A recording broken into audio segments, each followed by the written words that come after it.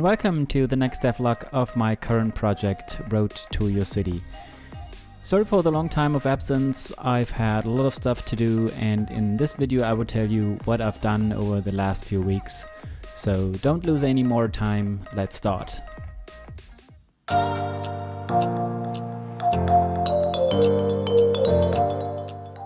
The main focus over the last few weeks was preparing the Kickstarter campaign.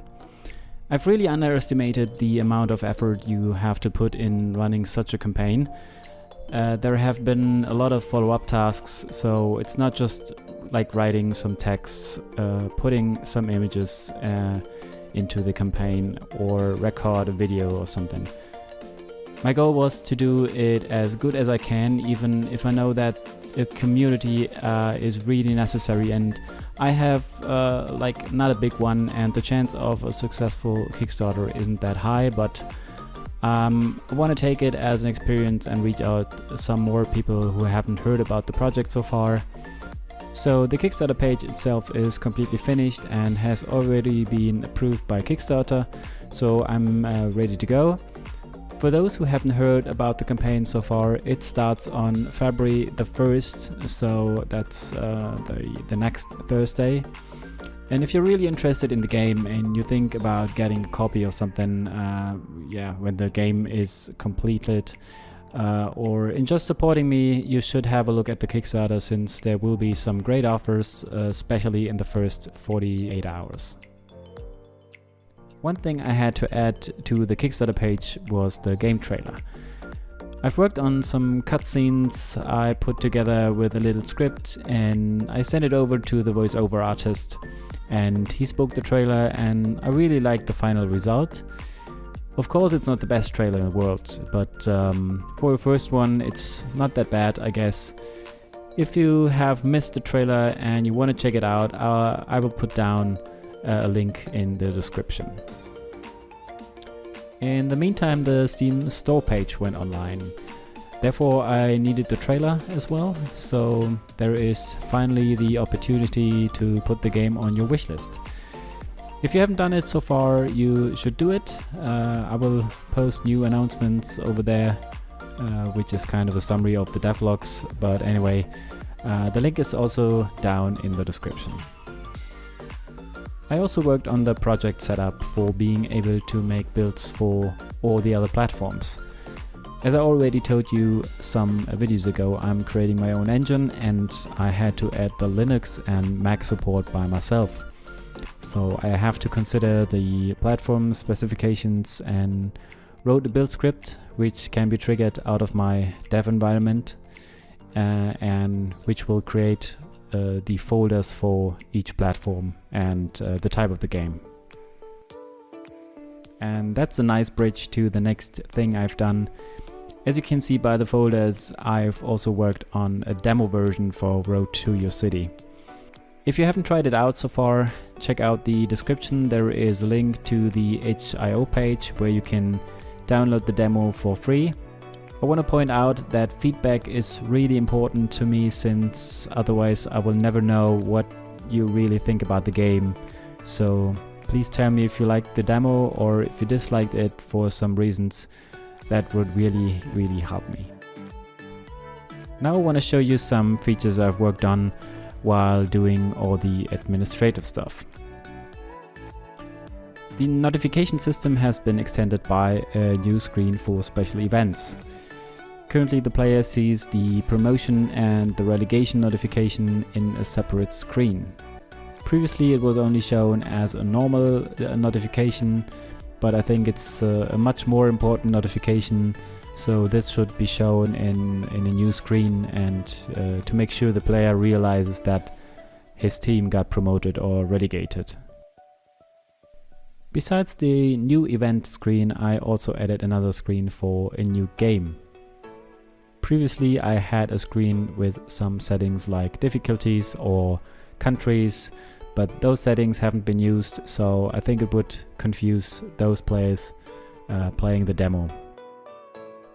I also worked on a lot of bug fixes, which would be too much time intense to tell you all of them, but for example there was a bug when a last building of a special job sector has been removed, the jobs stayed assigned and could not be removed anymore. This has now been fixed in the new version. I also had that funny bug where fire engines got spawned from an apartment.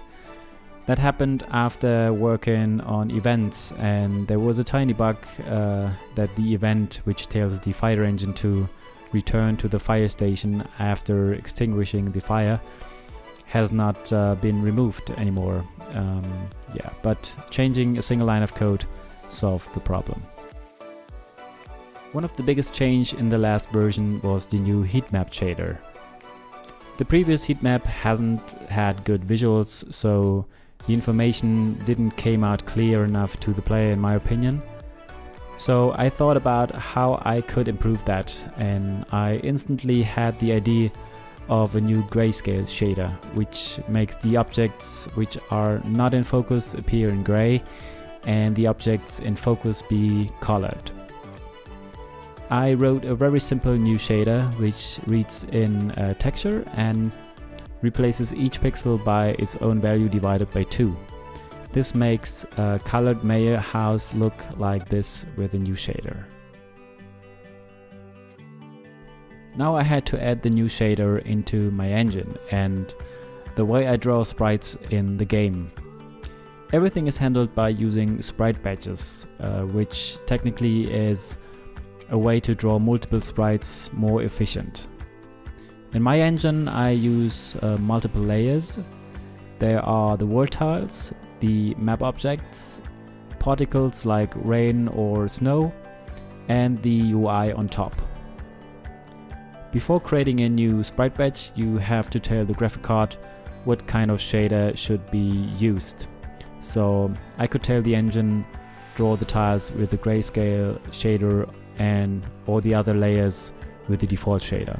But that would draw all the map objects in their default color, which I don't want. I want to differ between every single map object, but without losing performance in the engine. I came up with the idea to go through all the sprites and draw them with the default shader and the grayscale shader and save them in a separate texture. So I had all kind of textures prepared and I was able to render all of them using the default shader. With this technique I of course need a little bit more memory, but the performance is still perfect. For this video I now come to the last feature I want to show you, and this is the new apartment behavior.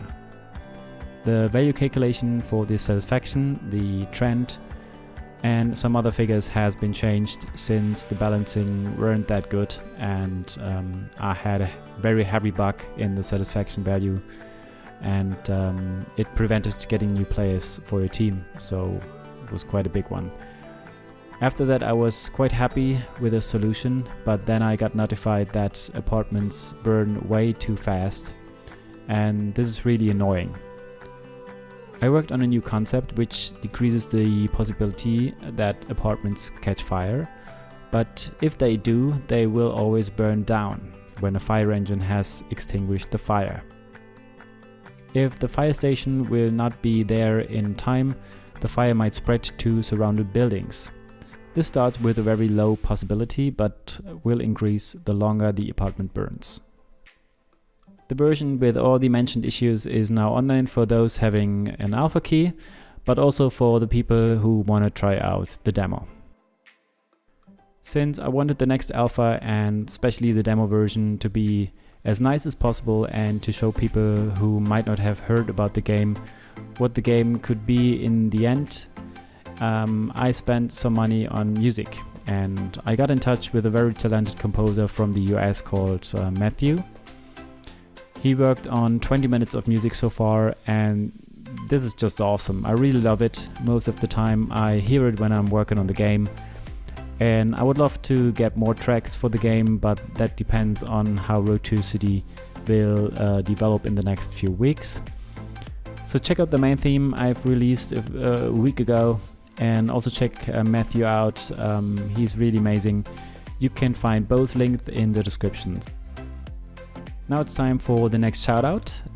This time it's not only a patron shoutout, but also a shoutout for people supporting me in general. So thank you very much, Bound Fox and Manuel Rauber. They support me on Patreon and some other platforms as well. Thank you, Yamal, for composing the game trailer background music. I really enjoyed it. And thanks, Renaud, for playing and testing the game and giving me great input I can work with. Yeah, that's really amazing. Last but not least, a big thanks goes to Blair, who has a blogging website, and he wrote an article about Road to a City some weeks ago. That's it for today and this devlog video. I hope you enjoyed it, even though it has been very Kickstarter focused. If you liked the video, please smash the like button. If you want to get notified when the next devlog video comes out, just subscribe to the channel or activate the bell. Have a great start into the week and hopefully see you when launching the game on Kickstarter on Thursday. Till then, cheers!